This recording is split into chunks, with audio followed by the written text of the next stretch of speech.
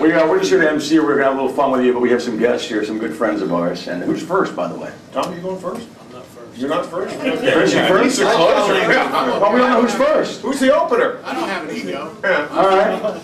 Well, he's an old friend of ours from radio in town. In fact, I love listening to him until we were opposite him and kicked his ass. And that's a joke, because we love him. But now he's making a ton of money in Houston. Please welcome Chris Baker. Yes, Todd and Tyler kicked my ass when I worked for Mitchell Broadcasting. It's like beating the shit out of the guy from Life Goes On. I've seen so many in our industry attack him. Just because he's made $1 gazillion talking about farts, poop, and retards. Well, somebody had to do it. Where I live in Houston, Texas, you can drive around and see trucks with "Get Her Done" across the back window. Any gas station, anywhere you go, there's lighters and keychains and trinkets and air fresheners, and I just know that little children, because of him, in third world countries don't have to turn to terrorism and prostitution to support themselves. Because they're making 4 cents a month. That Larry the Cable Guy gear, baby.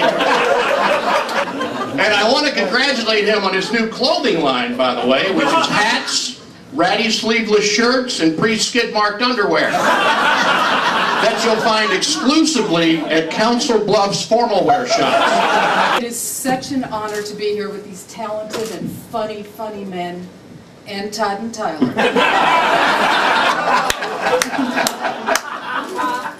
Dan is such a lucky guy. He has a fabulous wife. You know, the young Kara kind of looks like the decoy on Catch a Predator. She really does. And if he comes home and smells fresh baked cookies, he thinks it's a sting. Dan is a humble guy. He has come so far from the good old days. He would call the Funny Bone on a Saturday when he was on the road, and we would put the phone receiver by a radio for 3 or 3.5 hours so he could listen to a Husker game. Now he's got a skybox next to Mr. Peterson. Don't you kind of feel like the Beverly Hillbillies moved in? I'll tell you what, I'm proud to be here at the Omaha Press Club. I started out many years ago with a feller named Dan Whitney, and he said, "I like the way you talk there, Ryan. Steal that accent from you, and I've been homeless ever since." It's amazing that the Omaha Press Club, I do speak normally, as you can see, just like Dan does. Wink, wink. Dan Whitney hasn't been from Nebraska since he found out that you can make a lot more money being from Alabama. I've heard there's a new horror movie coming out that's going to star Samuel L. Jackson. It's called Larry the Cable Guy Health Inspector on the Plane. It's about a group of people trapped on a plane, and they play Larry the Cable Guy Health Inspector. And that is now out on DVD, and there's been a lot of complaints to Walmart because many of his fans are having trouble rewinding it. I bought the DVD of Larry the Cable Guy Health Inspector, and on the DVD, I don't know if you knew this, but at the end of the movie they actually list in the credits the names of the people who saw the movie in the theater. That's awesome. Thank you so much. That's funny. Yeah. Good. Okay, go ahead. That is so cool.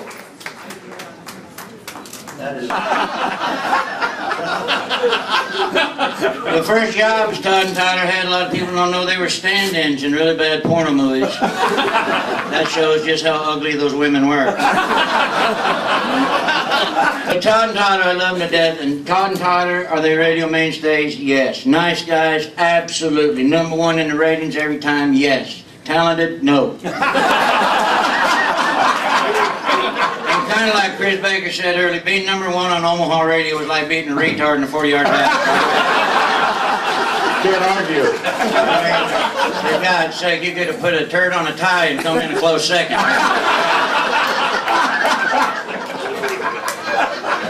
week they will be Turd and Tyler. Tom gave me that joke just before he came up. That's funny. But they actually play the Todd and Tyler radio show at old folks' homes, hoping it'll make the elderly stop clinging to life.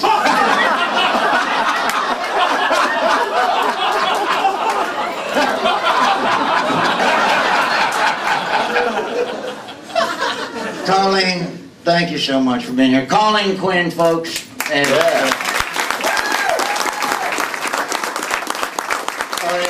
Thomas call her, a 12-pack.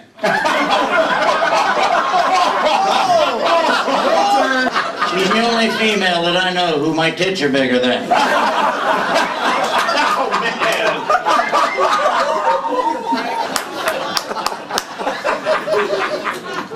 My old buddy Tom Ryan.